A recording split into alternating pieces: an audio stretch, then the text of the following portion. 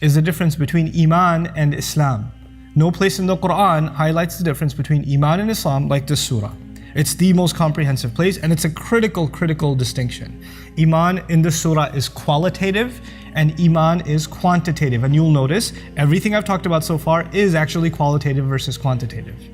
You know, it is, the law is quantitative and morals are qualitative. There's there's up and down, there's quality, degree in them. The same thing with Iman and Islam. All of you are Muslims. Quantitatively, you're Muslims. Whether or not you prayed Fajr this morning is irrelevant. You're still Muslims. This clip is from our longer, deeper look of Surah Al-Hujurat, a series which is now being released exclusively on Bayyinah TV. Begin your Quran journey now by visiting bayyinahtv.com to watch the full-length episodes in this series along with dozens more taught by Ustadh Nouman Khan. So there is a difference between laws and morality, and our religion is made up of both. So there are things that a mufti can tell you you're absolutely wrong. There's a fatwa on you, there's a ruling on you. That's the law side of Islam. But then there's entire other dimension of Islam that has to do with our morals, our character, our manners, and those are subjective. The real police on that is yourself, and the real police on that is the people sincerely close to you. Those are the only ways you can actually gauge those. So those two things will be compared. So why is that important? Because for some people, the only thing that matters is the law. Unless it's haram, it's fine. Right? So all they care about is the law. So long as I'm abiding by the law, I shouldn't have a problem. That's why you have young people coming and asking, my mom says that I shouldn't be texting my friends at night or whatever. Is texting haram?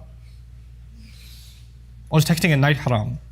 Like, they are thinking about anything Islam wants in terms of law, right? Whether or not it violates some kind of moral is not their concern. And if you say it's not haram, you say, well, that means it's okay, I can do it. That's a reduction of Islam to just law. On the other hand, you have people who don't care about the law. So long as you're a good person, why do you have to do this halal haram business? You have the other extreme. People that are only concerned with morality and have no regard for what? The law. And this surah is going to balance both of those things. It's going to show us that both of those things together make up our deen. Then you're going to find, interestingly, even within the Muslim community, other kinds of balance. Sometimes the Muslim community is so fragmented and we're so disunited within each other that we're literally at the point where we're killing each other. What do you do to fix that? What do you do when the whole Ummah is falling apart? That's one extreme.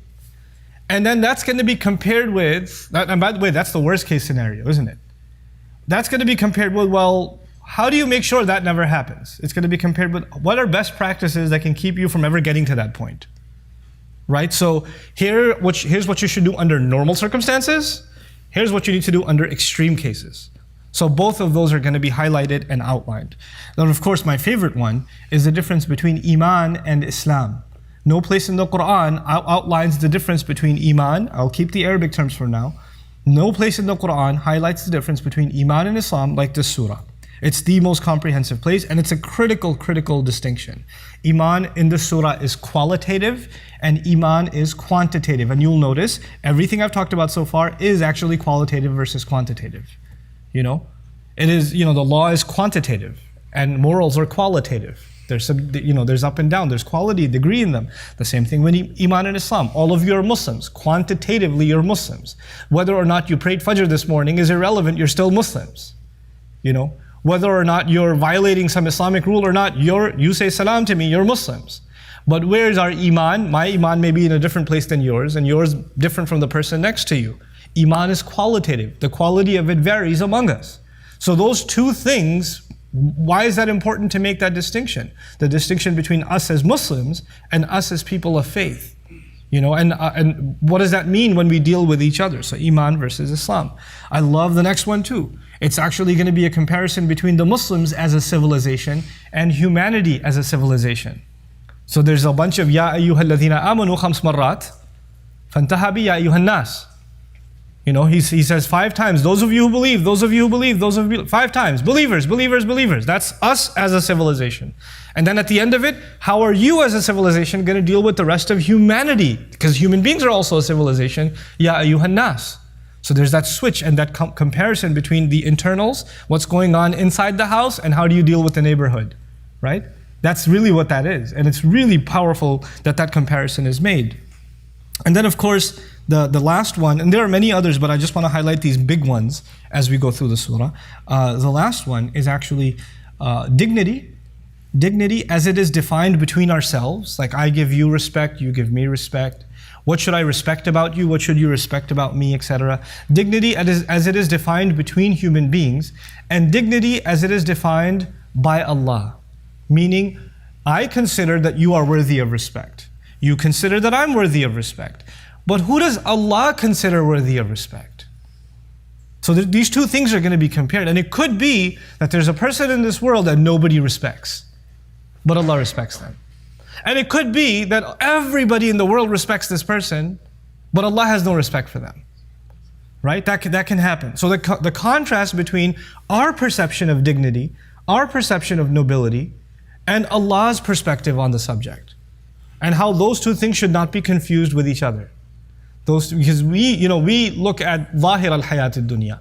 We look at the outside. Somebody with credentials, money, status, knowledge, etc., etc., etc., gives them dignity. But then Allah sees what we don't see.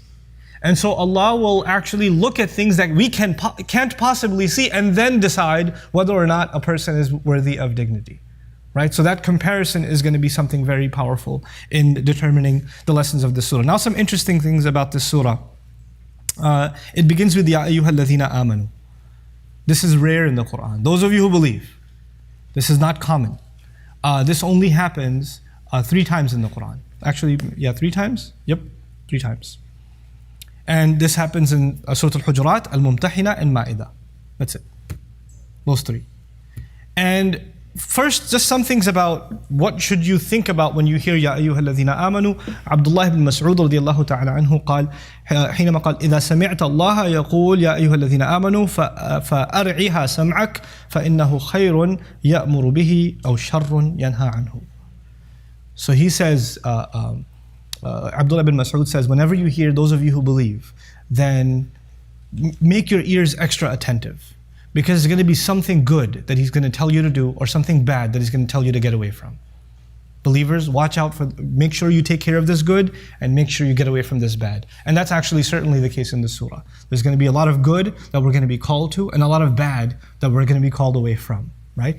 But what I wanted to highlight to you, interestingly, this is my own insight, you certainly don't have to agree, and by the way, I will mix in my own comments with the comments of the Mufassirun, and I will have a mixed contamination with no distinction between the two, and eventually I'll publish my notes where that will be clear. But for now, because that'll take too much time if I say, by the way, this was from me and that was from them. So I'm just going to it's all muddled, okay? I'm sorry. This one's mine though. All 3 surahs that begin with Ya ayyuhal ladhina amanu are late Madani. They're late Madani. As a matter of fact, Ma'idah could be argued as one of the last surahs revealed.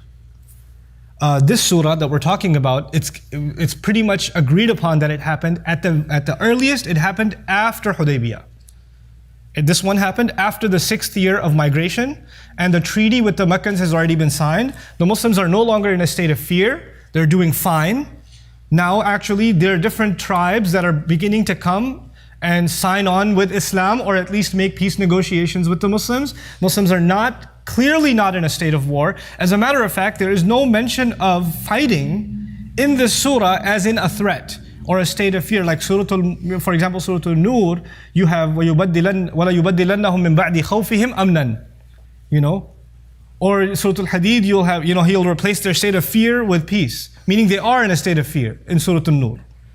In Surah Al-Hadid, He'll say, لا يستوي من أنفق من قبل الفتح وقاتل أولئك أعظم درجة.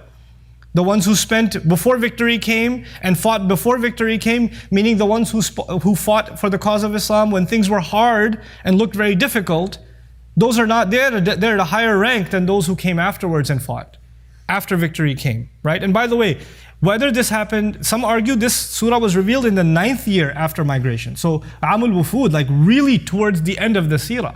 Some have argued that too. So Makkah has already been conquered when the surah is coming. That's what some argue. But actually, they argue that also because they say this is after Fath. This is after victory or Allah opening up the religion. In the Quran, actually Fath is used twice. Once after Hudaybiyah, once after the conquest of Makkah. So they're all Fath. Because for all practical purposes, the domino started falling at Hudaybiyah. Right? So that was already Fath. So these 3 years are the victory years of Islam. This is when things are falling into place. Right? So what I'm telling you is the mindset of the Muslims is different in these years. It's not like when they just moved to Medina and they're worried about the looming threat of Quraysh and Badr is about to happen and Badr happens and then Uhud happens and then even worse Ahzab happens and like there's tough years. These are not tough years. This is different. Now Muslims are actually every single day, their muscle is increasing, their numbers are increasing. More and more tribes are showing their support. And if you look at a map, you know how they show these election maps nowadays, blue versus red, right? So if you show the map of Islam versus Shirk in Arabia, the Islam color, like let's just say it's white, I don't know, green, I don't know, pick something. But anyway, so the green is spreading.